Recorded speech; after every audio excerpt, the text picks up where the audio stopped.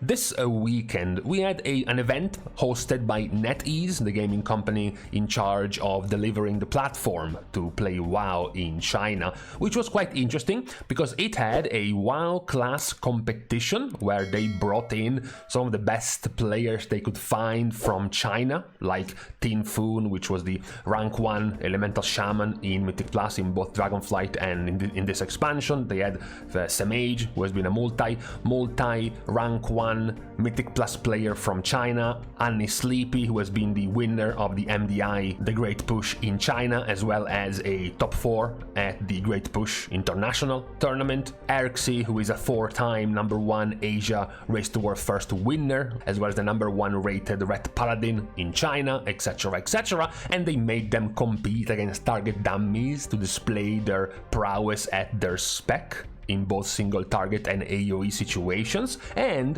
while this competition was going down, they also had the assistant game director Morgan Day give its opinions and his thoughts on the different classes in the game, which is curious because it allowed us to have a sneak peek perhaps on some of the possible buffs and nerfs and changes planned for these specs, likely for the next season, for example. So first off, we can touch on the actual competition that was going down. Very simply, it was practically a try to emulate your simulation and see how close you can get to the damage of your spec. And it's funny to see the differences between real life, real time and simulations, because according to simulations in best in slot item level, this is what we should have seen from the competition, at least from the specs that were played in the competition. So we should have had the Aldrachi Havoc Demon Hunter being first. Instead, in our competition,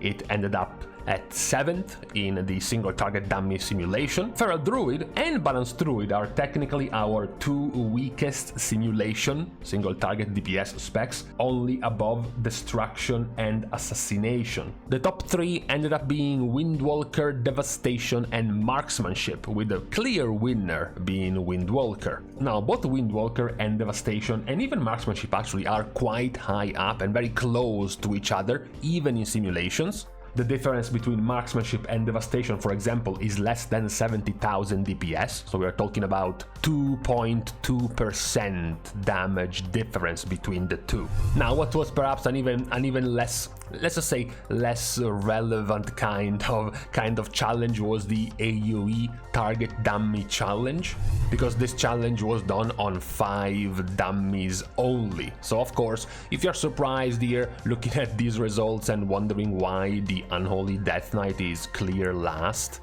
well, the specialty of Unholy Death Knight is not exactly hitting 5 targets. Usually the more the better. And it of course benefits more specs that have a much smaller target cap, like for example Marksmanship Hunter, which would suffer more in like 15 target pools and does much better in only 5 targets. Also, these tests on dummies were done basically with 0 raid buffs, of course, from other specs, as well as no bloodlust whatsoever. But it was nice to see these players competing against each other, given how high skill all of them are, either or both in the raid and in Mythic Plus from the Chinese server. But while this was going on, we also had, as mentioned, the assistant game director give out his thoughts on the different classes. Some were just generic thoughts about the class without really that much insight on what to expect in the future. Like, DKs have a lot of potential to save the day with Death Grip in Mythic Plus or even in certain raid mechanics, and historically Frost DK has always been a very proc dependent class with a more reactive playstyle, whereas Unholy has been a more structured kind of rotational spec compared to Frost, and on the other side more interesting thoughts, like for example the knowledge that they are aware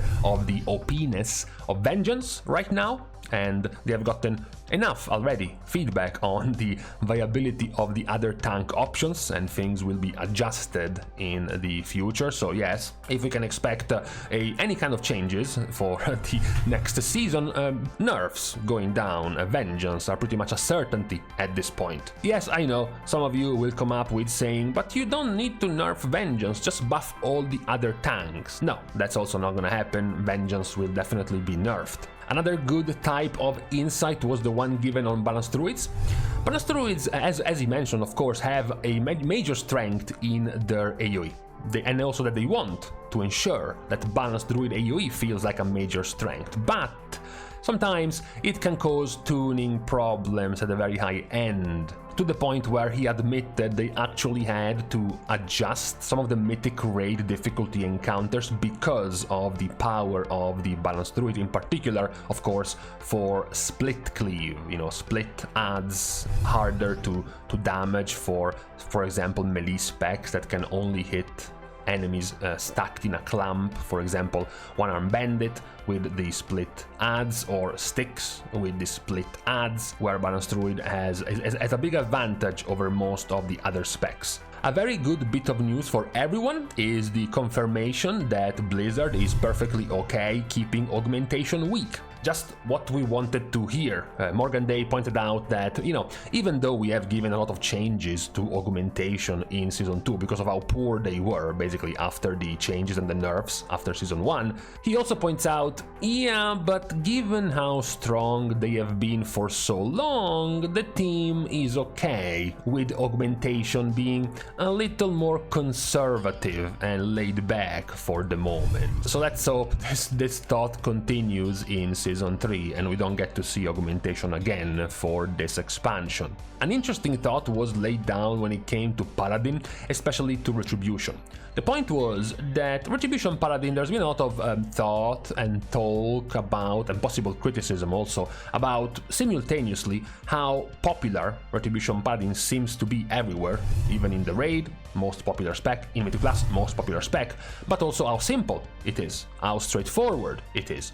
One of the thoughts of the developers is that Retribution Paladin is one of the hybrid DPS specs coming from a multi-role class. You have a tank, you have a healer, and then you have Ret, right? And if you make Ret too complicated, if you make them way too convoluted to play, well, there's not really anywhere else to play, anywhere else to go for players who like Paladin and like to DPS. They would be forced, if they wanted to still play Paladin as a DPS, to just play Ret, even though it might be too complicated. They might have a harder time keeping up with its rotation. So they tend to be a little bit more forgiving in the design of this kind of hybrid spec.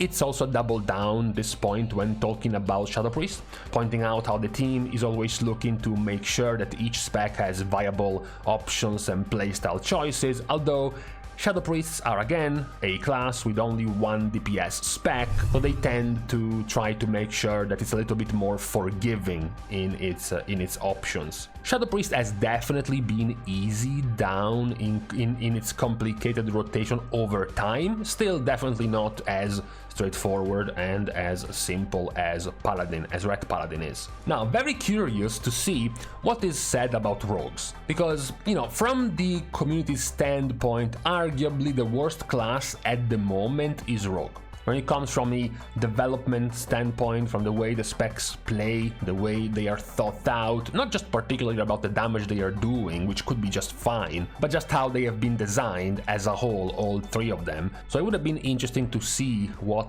is one of the lead devs thought about it. Cool start, pointing out that outlaw rogues could probably do better, especially when talking about target caps.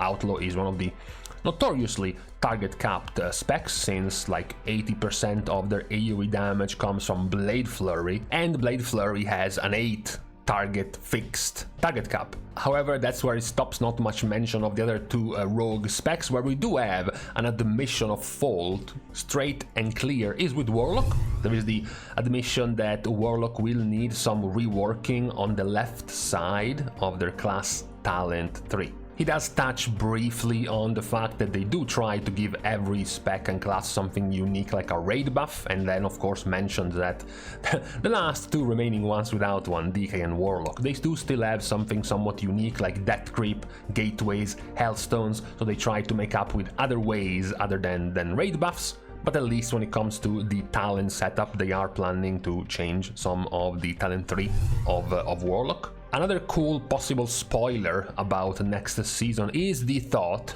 that the developers have been in on what cool thing to give to warriors. There seems to be the understanding that at the moment warriors are a bit lacking when it comes to utility. So true, they do bring a raid buff, they have Battle Shout of course, but outside of Battle Shout, especially now, as Morgan Day mentions in Mythic Plus, whenever a comp tend to gravitate towards casters, it means your Battle Shout is practically irrelevant in Mythic Plus, for example, which would make the warrior's utility even weaker. It leads to them talking about what they could give a warrior to be more useful. They have talked about Battle Res, for example, to give to warrior in Season 3, and actually admits and points out that it is something that they have been thinking about for the next season, to give something else to warrior to make them viable. Because for example, imagine a situation where they uncapped the AoE of both Arms and Fury, they had a similar damage profile to say Druid or DK or Ret Paladin in the next season. Well, what would happen if their damage were to be the same is that one of the other three specs still would bring combat res and you don't. So if you had to choose one of the two, they would go with the one with the combat res. Or if you manage to match the damage of Fire Mage in Mythic Plus. Okay, sure, but Fire Mage still has Bloodlust, and you don't.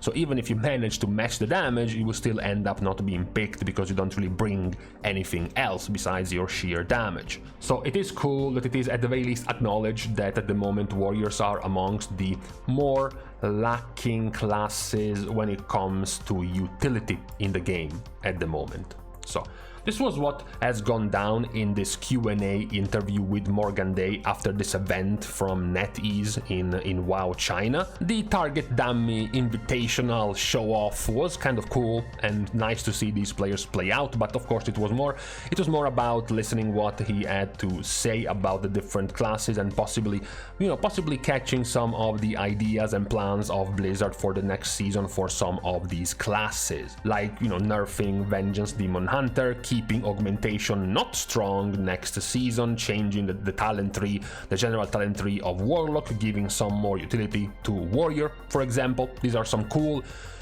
tidbits we get to learn about on the intent of Blizzard for next season. So with this on this Tuesday, on the eve of yet another reset day and the beginning of 11.1.7, the last patch before Season 3, so meaning that right after this patch releases in the next few days, we will likely start entering 11.2 PTR.